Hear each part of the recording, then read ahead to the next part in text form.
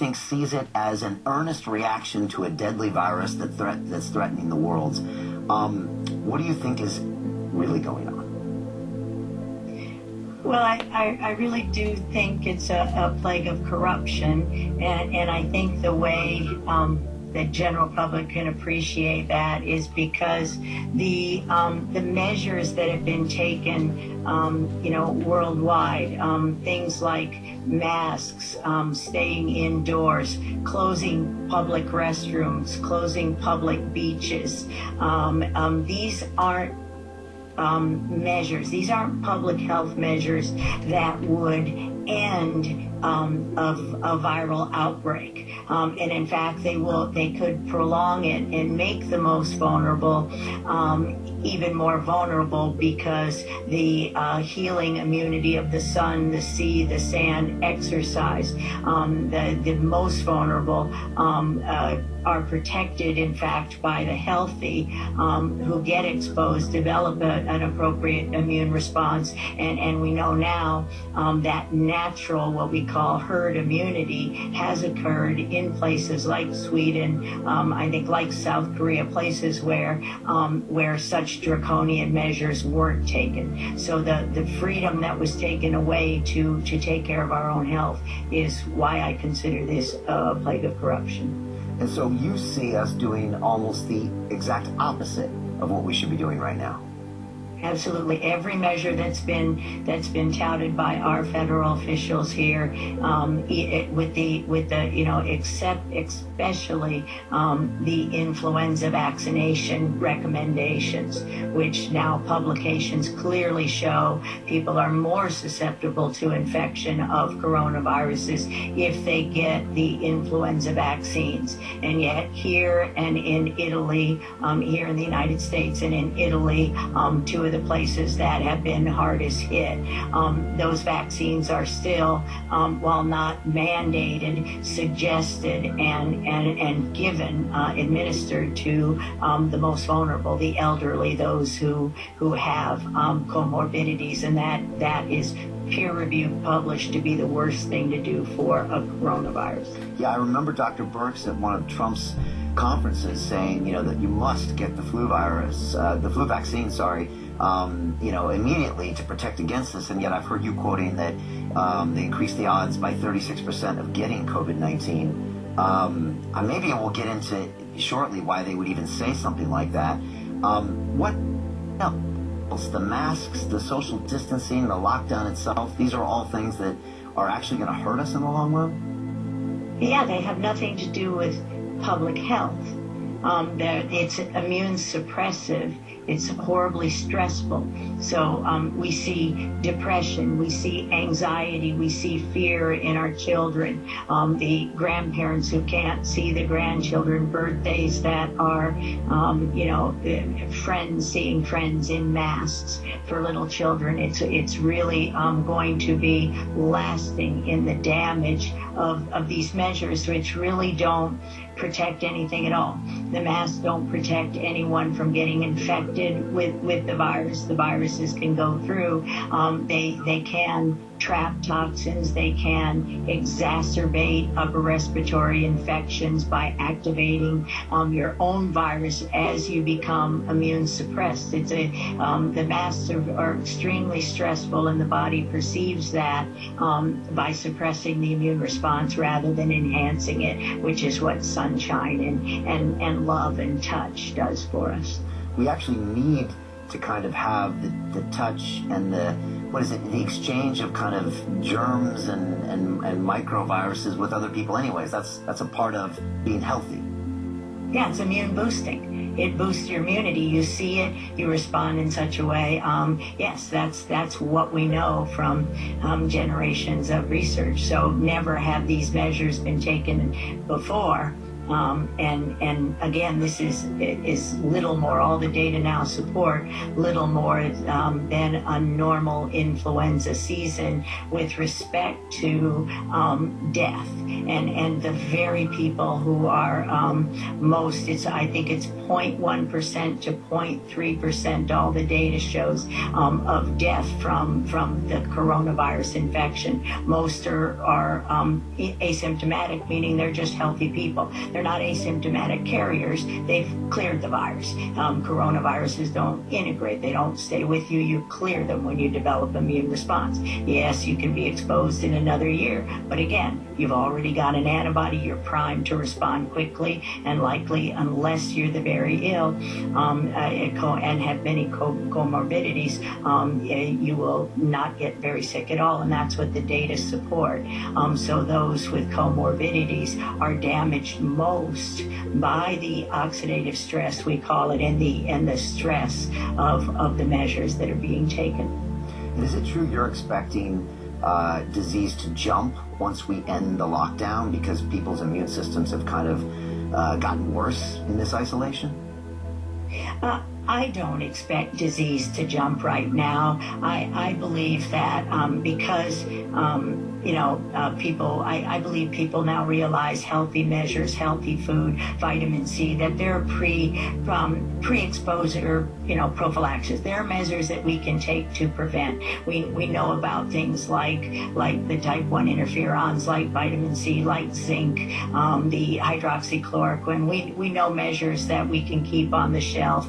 Glutathione, just giving yourself the capacity, your intracellular antioxidants, and of course vitamin D and sunshine. So I don't expect disease to jump. That's how we're being.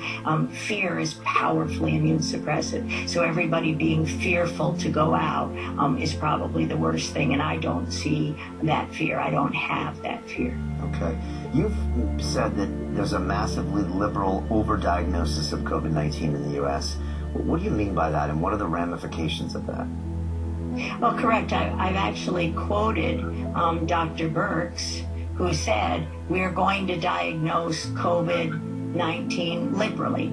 That is, anyone who has a cough, anyone who has a fever, anyone who has flu-like symptoms, practically anyone who walks in a hospital is going to be diagnosed with COVID-19. And the most important thing with that is not only could there be no evidence of infection at all, but it really doesn't matter, because you don't die with an infection, you die from or of an infection, and clearly you don't write a death certificate to say that someone who is HIV infected, who walks in and has a heart attack, died of AIDS. So you can see we have many viruses. We have a human virome that is 8% of our body. So those are the very viruses you're going to wake up when you get flu injections, when your immune system is suppressed. And so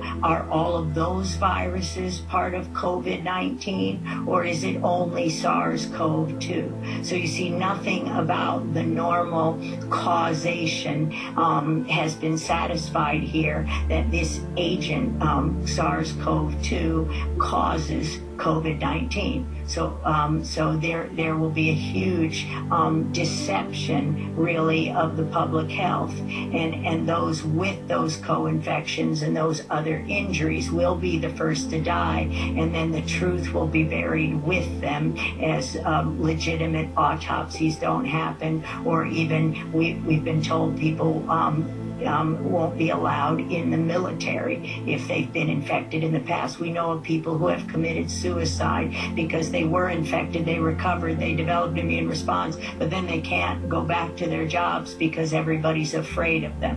This is horrific, and that liberal diagnosis and these really these lies that continue to be perpetrated by public health officials with conflicts, with serious conflicts of interest, and of course who have done this in the past on several occasions. And so what is really going on here? I mean, you talk about these people that are standing next to the President of the United States, you know, on a nightly basis.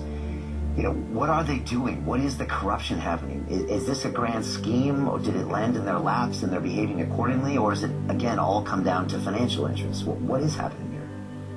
Well, there's a lot of data to support, you know, that this is a plague of corruption and a cover-up of basically the use of contaminated, mixing animal tissues with humans and human tissues and injecting them in the immune compromise, which is the definition of our vaccines, with no safety testing, a contaminated blood supply with many adventitious agents that are coming out of the laboratories, not just a new SARS-CoV-2, but many strains of cancer-causing retroviruses that come from monkeys, pig, cow blood. All of these things are in our vaccines, and those people who are immune compromised, you know, half of American children have asthma. Those are the people who are susceptible to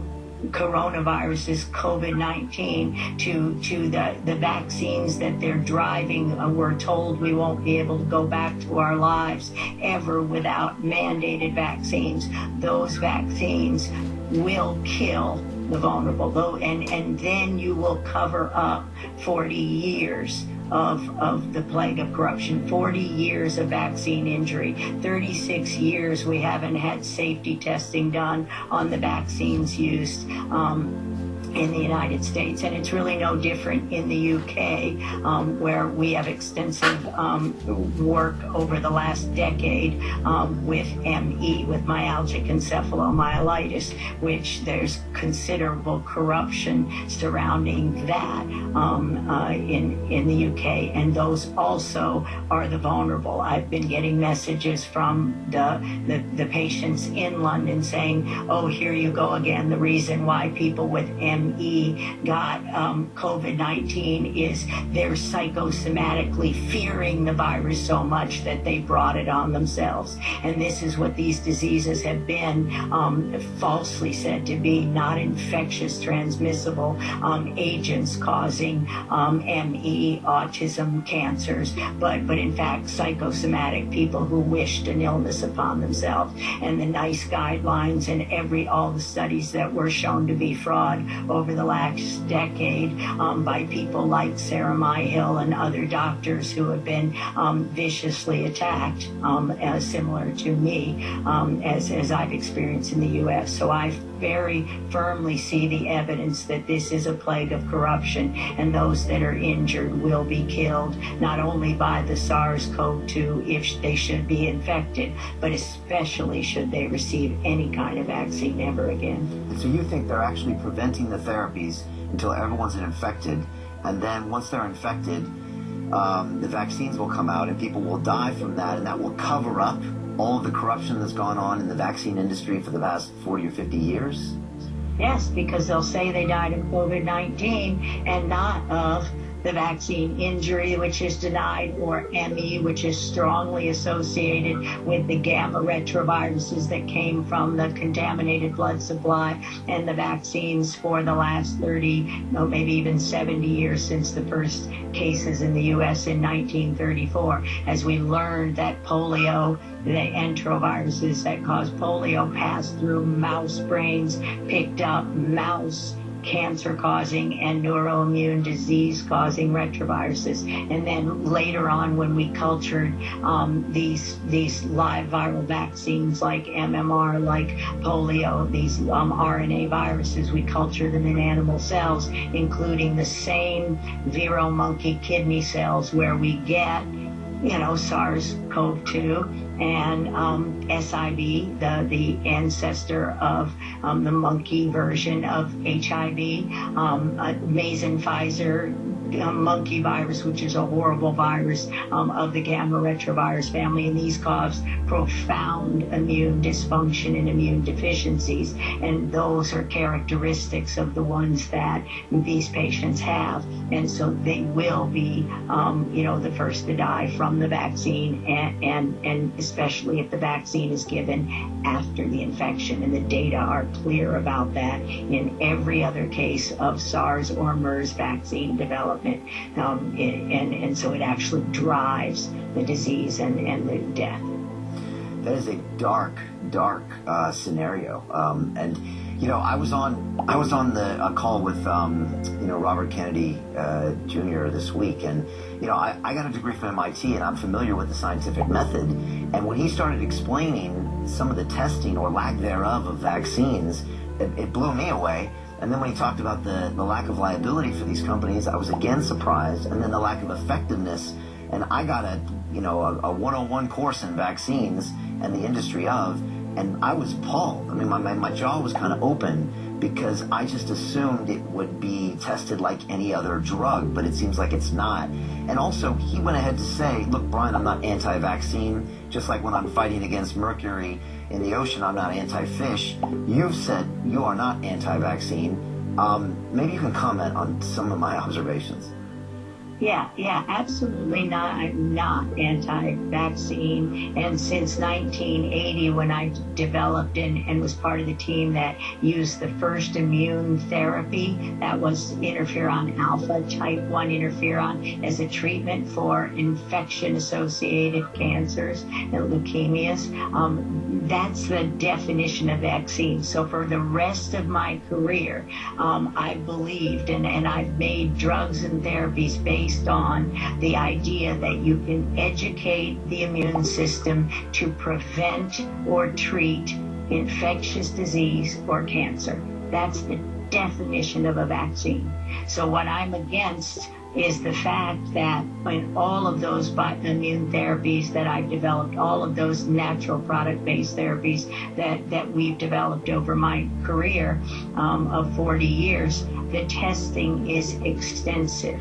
The testing is extensive as double-blind, placebo-controlled studies for safety.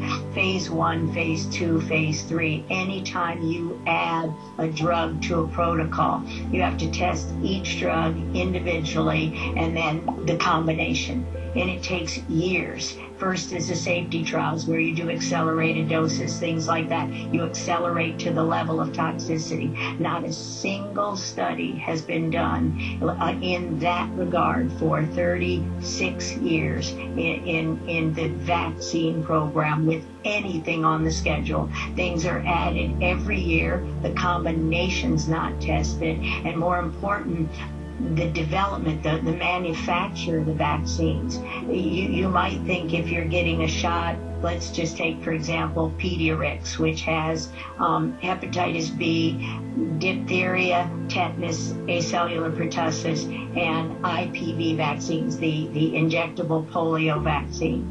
That's 6 antigens in a single shot. If you co-develop them together and you purify all the garbage, that could be a safe vaccine. But they're not purified together. They're manufactured individually and they're combined. So you add the toxins, you add the contaminants, and it's overwhelming. And that program that Bobby Kennedy referred to, the National Vaccine Injury Compensation Act, generated the compensation program. And for the last 5 years, Dr. Rossetti and I have served as expert witnesses showing how the vaccines cause the injuries that we're seeing in the susceptible children and in the susceptible elderly. Things like dying suddenly of cardiac arrest 24 hours after an influenza shot in an 80-year-old man. Well, the injuries that we see are the same injuries, the same alterations in gene expression, the same lack of antioxidant protection, the same mitochondrial dysfunction, the same cytokine storm. And those are what we write, and that's the way we write the reports. And we're called idiots because they said there's no evidence of that. These aren't systemic. They have local inflammation and nothing else. And yet then we see with COVID-19, what does the coronavirus cause? It causes mitochondrial dysfunction, a cytokine storm, a depletion of glutathione, oxidative stress, levels of ferritin, iron in the blood, that we're supposed to believe this coronavirus is causing that, and it's exactly what the vaccine injuries are in our experience over the 5 years. And that's why I say this is a big cover-up, because essentially nobody will be exposed in a natural way to the SARS-CoV-2, but many will be said to die of COVID-19 that had nothing to do with SARS-CoV-2 and everything to do with other environmental toxins and immune compromised people. And primarily those people have been given vaccines over the past decade, severely compromising their immune system. So are the people dying now the ones that have those compromised immune systems because of the vaccines, as opposed to a virus that they're getting and transmitting? Absolutely. Okay. Is there a virus? Yes. There's no question there's a virus. There's no question, that there's a virus there, and that's particularly the lab workers, the first responders, the people. We call it nosocomial transmission. It comes from the hospitals, from the doctors and nurses. In our first book, Plague, which we talked about, the chapter 8 was an invitation-only meeting at the highest levels of the government, and there was an "oh my God" that said, "You mean all those sequences we saw in the 80s were real?" And then the big "oh my God" was, and the cover-up was, we can't afford to retrofit our labs. We can't make our labs safe as if you were working with HIV. It's called biosafety level 3. And so the lab workers were getting infected by contagious, that is airborne, spread through coughs and the same kind of thing, fluid, everything we're seeing in coronavirus, airborne cancer-causing viruses. And the government's response was, cover it up. I got infected. Many of my colleagues got infected.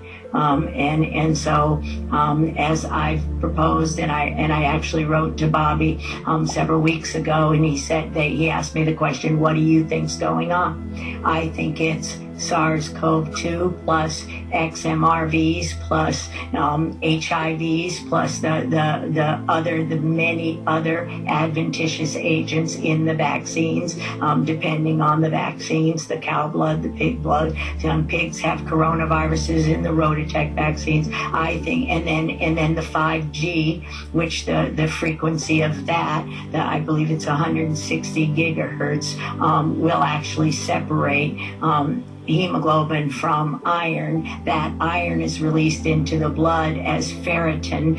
Ferritin levels over 3,000 will give you the exact same cytokine storm that is being attributed to SARS-CoV-2 infection. So we don't know, and they're not testing, and that's why the liberal diagnosis, so that all the injury can be covered up. And that is my hypothesis, and I can support it with a great deal of data, and every measure that the government is using essentially proves my point. There's a lot of factors in there, and you definitely think 5G is one of them. Correct. I have several colleagues who have a great deal of experience, and they do as well. As there are things like, uranium, plutonium, the waste, the things that we're seeing in our environment, very high levels of. I believe last August there was a spill in Russia that reached our coast somewhere around in California here around. So radiation, clearly radiation damage. Some of the injury very much looks like radiation damage, according to my clinician friends. So when you get in the airline travel, when you get in a plane and you get above 10,000 feet, then you're exposed to a lot of radiation because you're above the protective ozone layer. So airline travel doesn't necessarily make you more liable to get infection because of the people on the plane, but because of the energy, the EMF, the extreme EMF on these planes, and then the combination of the radiation. So that as you travel across the country, say in a plane, that you drive oxidative stress, so that you deplete your intracellular glutathione, your protective mechanisms, and this drives infectious disease, not just of a coronavirus. So is there an increase in deaths or just a reclassification of deaths? There's a reclassification of deaths. Now, we know of, in this country, I believe 2,000 people die a day of cancer.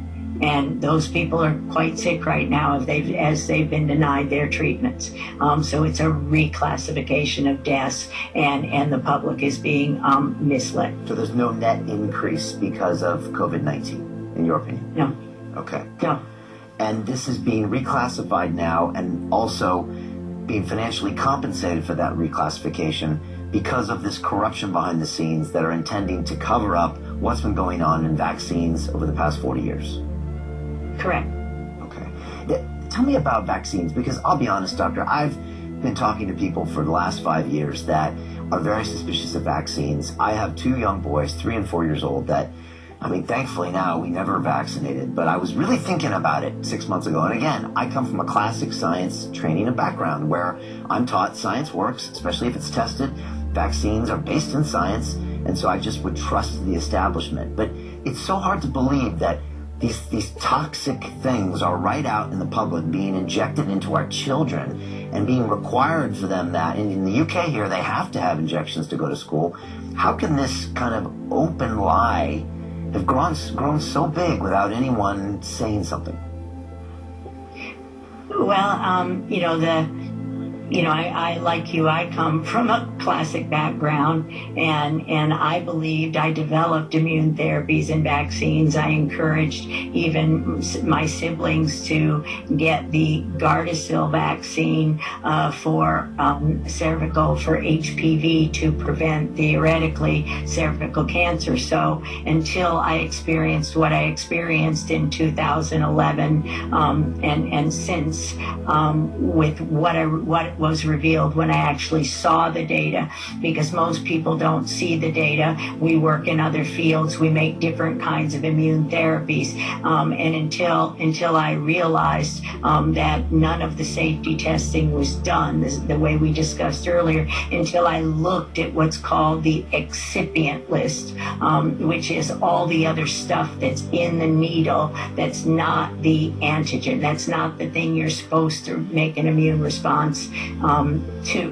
The adventitious agents are the microbes, and then aluminum, formaldehyde, polysorbate 80, which is a detergent that opens the blood-brain barrier. We use it in developing drugs for brain cancer because it's difficult to get things into the brain. But why are you injecting it into a newborn or the elderly or anybody else for that matter? Well, the fact of the matter is because most people don't know about the 1986 National Vaccine Injury Compensation Act, where all liability was removed from manufacturers, and the government, given the job, the HHS and the Department of Justice, DOJ, given the job of doing the testing, as at that time, President Reagan was told again by Tony Fauci that vaccines are, I'm paraphrasing, unavoidably unsafe, and we're not going to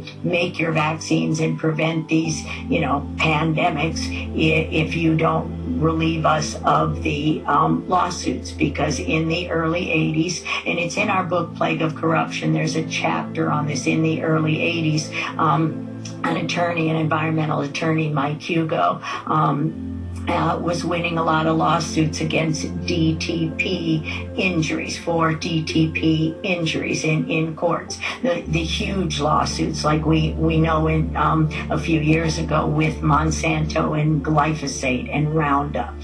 These huge $100 million lawsuits, probably at the time it was less, for these DTP injured kids. So what is DTP? Well, it's diphtheria, tetanus, and pertussis. But they grew the pertussis, the agent, the microbe, in the cells. And literally, to tell your audience how they're made, they literally just took the cells, slammed them against the wall of a centrifuge to spin, to concentrate it, and then just didn't clean out the cell debris, didn't clean out the cells that the agent was grown in, and that was causing extreme seizures, death, the debris, the garbage from animal cells. Literally just took it right out of the vat and injected it into people, and the cost of cleaning up, the cost of cleaning up the vaccine was like a half penny a dose.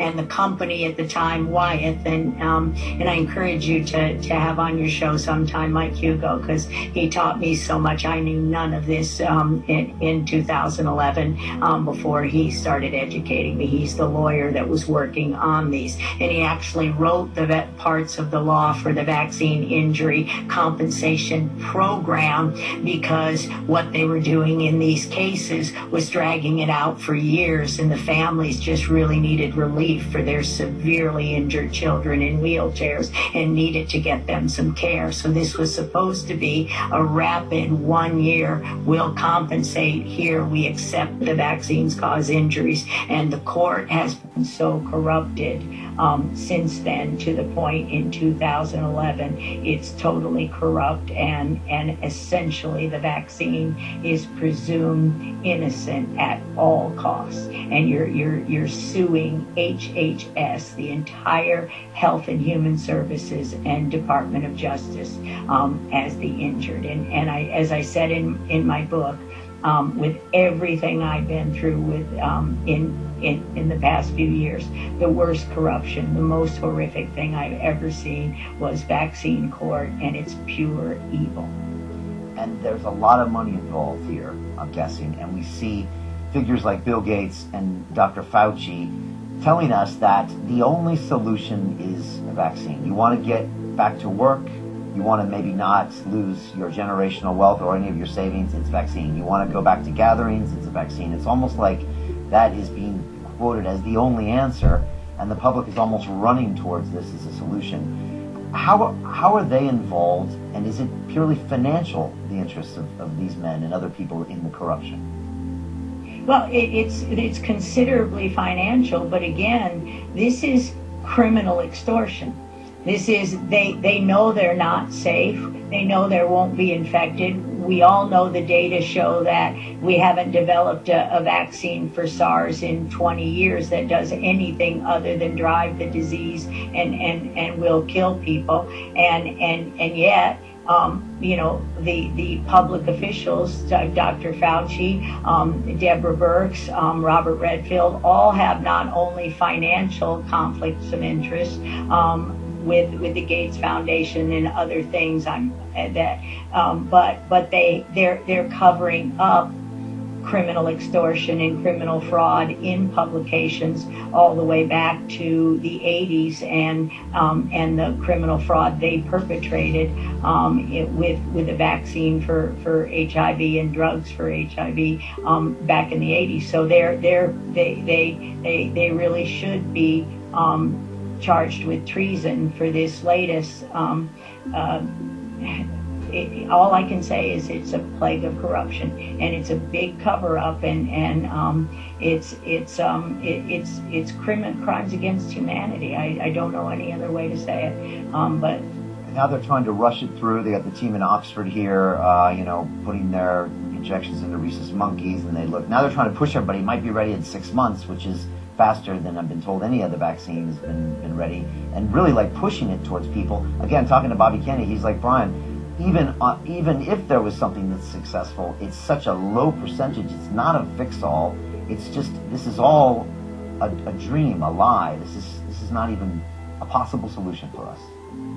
And why would you give a vaccine to people who already have an antibody, who've already been exposed, have developed a natural immunoglobulin G for a past infection, or IgM, the mucosal surfaces, for a recent or current infections? Why would you give a healthy person a shot that could drive the toxicity, as the data have shown, when they're already immune? Why aren't the immune, why aren't the exposed, who are not sick, healthy people out there working to protect the compromised? And why aren't we protecting the compromised with the therapeutics that we know work, like hydroxychloroquine and the type 1 interferons and vitamin C's and zincs, the natural products to protect them? Why are we holding everybody in? That's why I call it criminal extortion. And they don't get out of their house, and they're driving further and further into their own depression or anxiety or disease. They can see the effect it's having on the family when they can't pay their bills. The children who aren't educated. This is, finally it's like, oh, how bad could it be? And you get that shot. And once you do that, you can't take it. It's very difficult to detox this stuff. So again, it's why would you do it if 0.1% to 0.3%, are the only people you're protecting, and that immunity might already be here? Isn't that the heart of vaccination program? Every vaccine, if in the FDA, if you develop an antibody, and again, most haven't even been tested to do that, and we know most don't. So if you get an antibody and you make a vaccine and the manufacturer shows it produces antibodies in monkeys, then by definition it passes, regardless of whether it's safe. So why doesn't a natural infection, where we've developed immunity and people have the antibodies they need to be protected from death?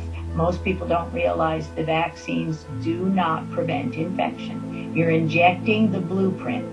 You're injecting the blueprint of the virus and letting a compromised system try to deal with it. And worse, it doesn't go in the cells that a natural infection would, that have lock and key receptors, gatekeepers, so that only certain cells can be infected, like the upper respiratory tract for a coronavirus.